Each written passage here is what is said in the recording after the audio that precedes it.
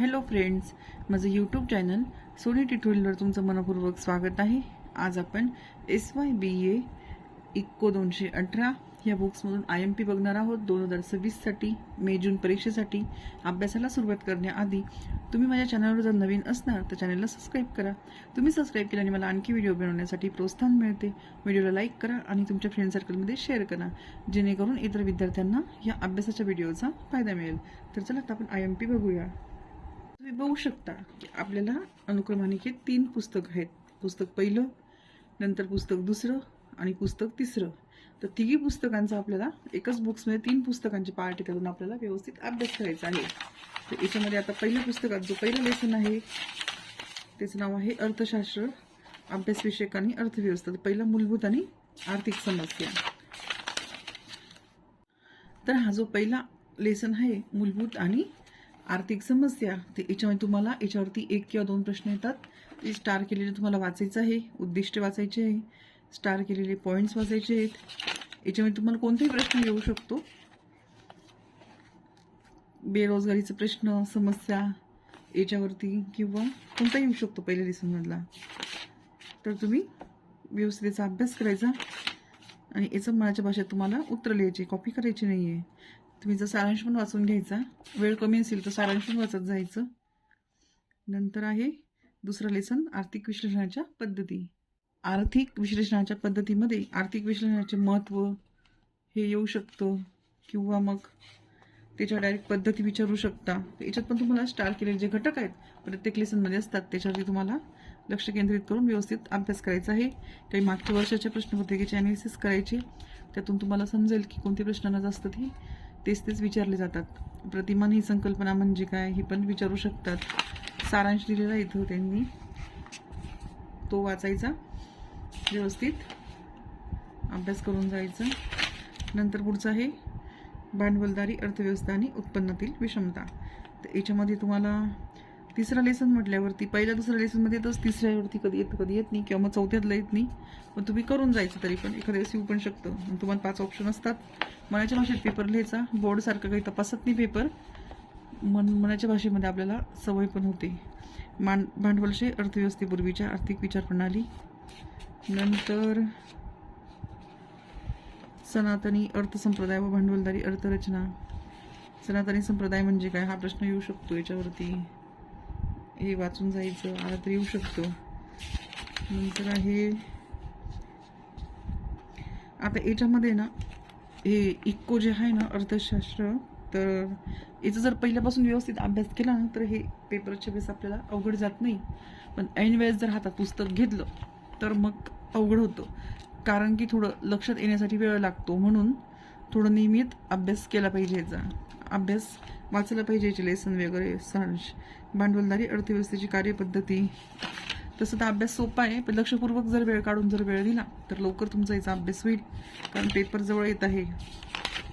नंतर आहे भांडवलदारी अर्थव्यवस्थेतील बाजार यंत्रणा आणि खुल्या बाजार अर्थव्यवस्थेच्या समर्थनार्थ विविध मुद्दे व सद्यस्थिती.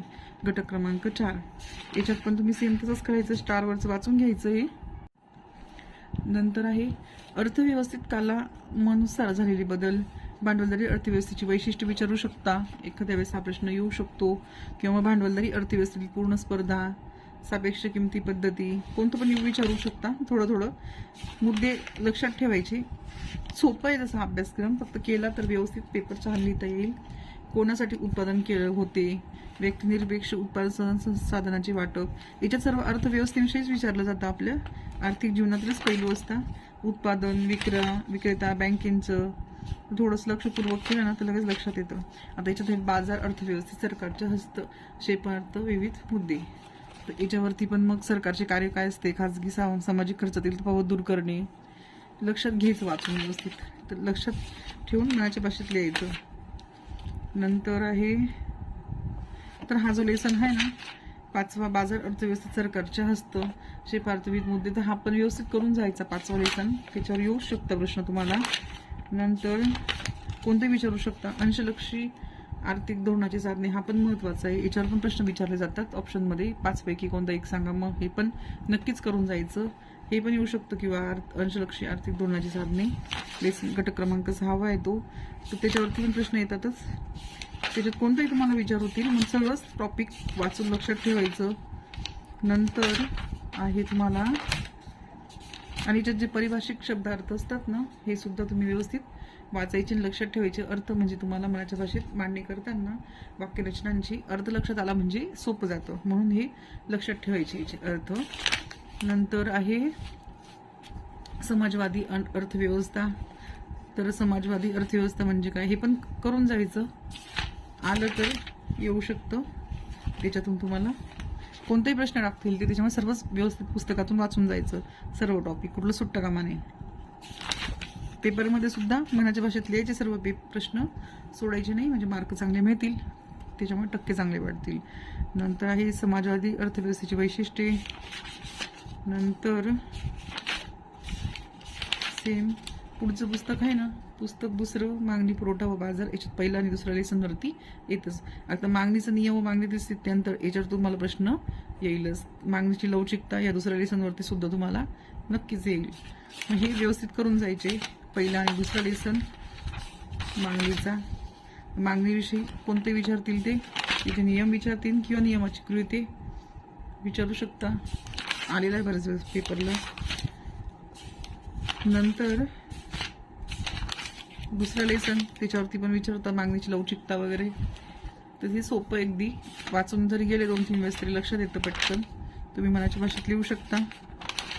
नंतर आहे मागणीचं लवचिकताचं लेसन संपल्यानंतर पुढचा लेसन आहे उत्पादन संस्था आणि उत्पादनासंबंधीचे नियम.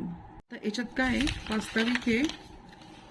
नंतर पुरवठ्याच्या बाजूचे निर्णय येणारे एकक उत्पादन संस्था, हे जे टॉपिक्स आहे हे वाचून जायचे. तिसऱ्या लेसनवरचे आले तर येऊ शकता, नाहीतर नाही. परत पुढचं आहे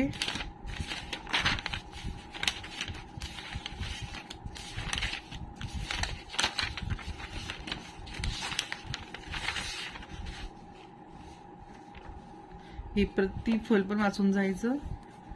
नंतर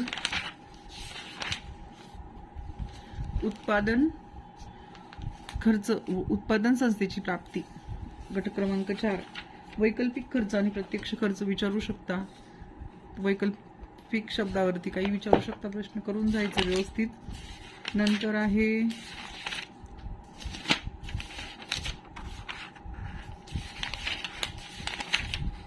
पूर्ण स्पर्धेचा बाजार, घटक क्रमांक 5 येऊ शकतो याच्यावरती. हा लेसन सुद्धा नीट करून जायचा. पूर्ण स्पर्धेचा एखादी प्रश्न येऊ शकतो. नंतर आहे उद्योग संस्थेचा समतोल, समतोलाची संकल्पना, हा पण करून जायचा नीट. याच्यावर पण एखादी प्रश्न आला तर येऊ शकतो. 5 आणि 6 लेसनवर येऊ शकता किंवा नाही, पण करून जायचं. बाजाराचा समतोल, बाजार मागणी, हा पण करून जायचा. याच्यावर पण आला तर येईल, नाही तरी पण लक्षात पाहिजे, जर आला तर उत्तर लिहिता आलं पाहिजे.